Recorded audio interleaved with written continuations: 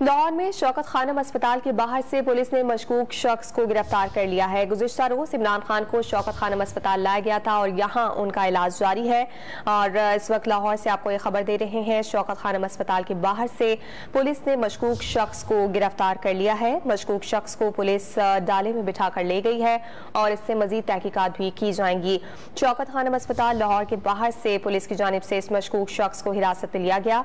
बात करेंगे don news के नुमाइंदे नौमान लियाकत से। नौमान, बताइएगा गिरफ्तार शख्स से मुतालिक क्या तफसीलात सामने आई हैं?